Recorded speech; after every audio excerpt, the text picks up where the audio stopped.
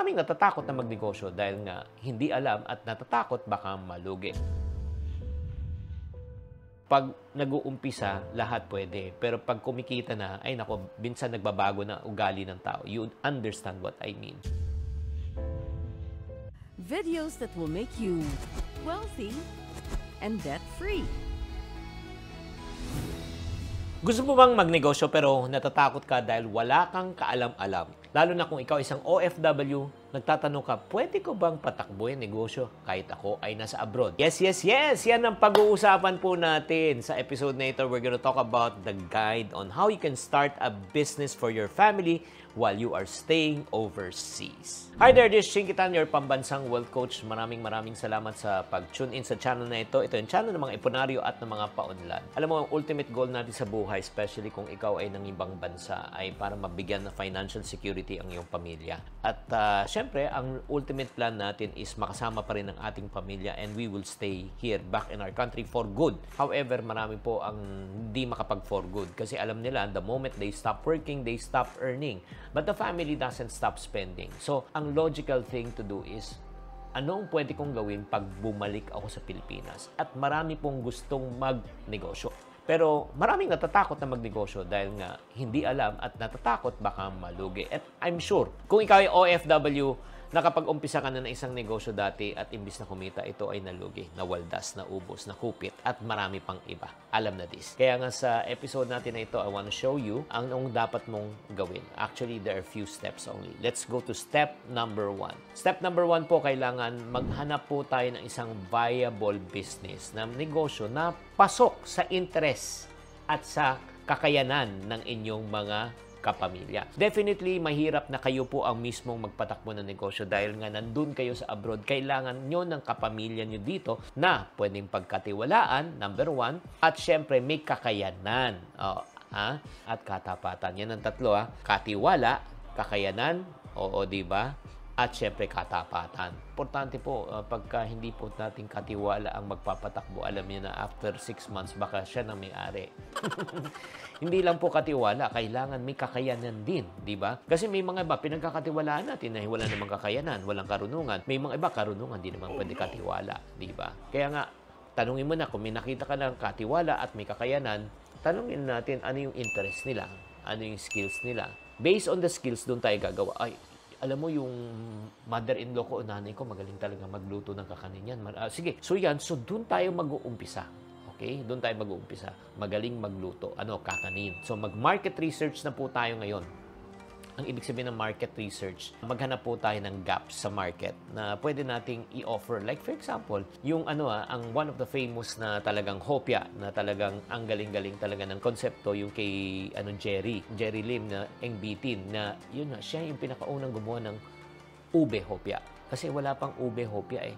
So, nag-market research siya, ba't walang gumagawa ng ube hopya? So, ang ginawa niya, nag-ube hopya siya. And, alam na po natin, the rest is history. So, pagkatapos po niyan, pag magluluto tayo, kakanin, nag-market research tayo, ito, wala pang gumagawa nito. So, kailangan mag-ideate na tayo. Mag-ideate, mag-isip na tayo ng business idea that will align to the skills, okay, that you want to market. Okay? So, that's step number 1. And number 2, pag meron ka ng business idea at meron ka ng katiwala, gawa na tayo ng business plan. When you talk about business plan, very simple lang ang ibig sabihin ng business plan. Idea ng negosyo, goals ng negosyo at strategy. Ganun kasimple lang. Ano bang gusto mo? Di ba yung idea? Meron na tayo sa step number 1. Ano bang goal mo? Siyempre, ang goal mo, kumita. Di ba?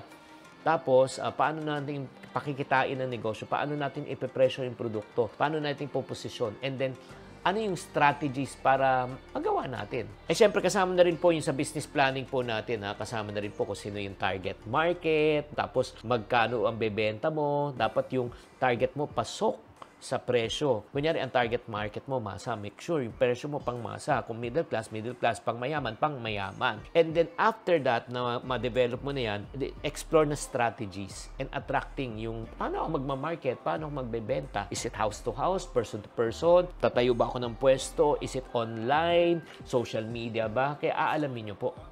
And then next, also as part of the business planning, kailangan meron tayong puhunan. Siyempre, magkanong cost ng umpisa, tapos magkano operational cost, pagkatapos yung financial projection, magkano pwede mong kitain, so magkano ang break-even, kailan yung ROI, kailan babalik ang ating pera. At para sa mga tao, para hindi na kayo maguluhan. Paano ba yung sinasabi mo lahat, yung mga sinasabi nyo, step number 2, nako, ito na, nakadocument na po. Basahin nyo na lang tong My Negosyo Diary. Nandito na po lahat ng kailangan nyo, even sa business plan. Ito na, step-by-step guide, business name, tagline, vision, mission, tapos yung lahat. Step-by-step, even documentation, taxation, BIR, lahat nandito na po. You can just read this book. And bago tayo magpatuloy, mga kababayan ko, babatiin na muna tayo Shy Lars, taga-Agusan del Sur, si Albert Jr.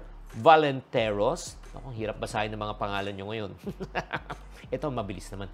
Si Talia Samonte. Yes.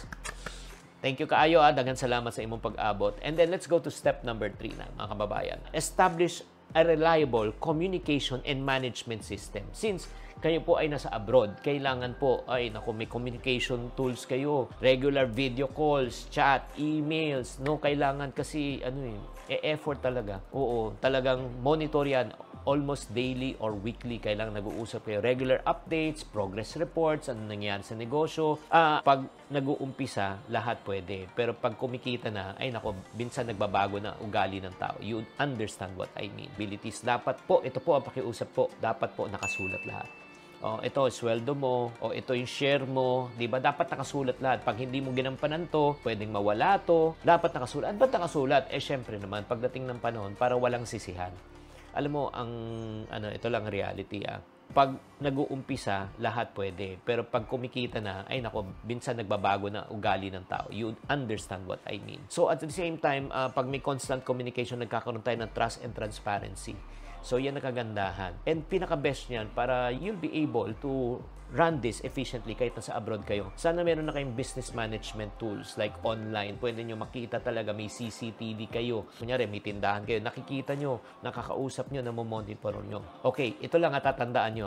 99%, syempre, kayo po ang magpopondo ng negosyo. Kaya kailangan po yung buong pamilya involved. At the same time, syempre naman alam yung responsibilidad, ano yung gagawin, tama yung expectation. Pero itong sabihin ko po sa inyo, ang kagandahan, pag nabuo mo to, habang ikaw ay nasa abroad at kumikita na ito, pagdating ng panahon, pwede ka nang mag-for good. So, to end our session, so ito na po. Kung nagustuhan nyo itong session na ito, ngayon ang tanong, ano na gagawin mo next?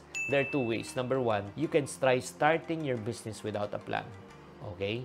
And if you do that, alam nyo na po ano mangyayari. Or number 2, you can start a business with a detailed business plan. Okay? Katulad na sinabi ko, you can just read books, or if not naman, you can seek guidance.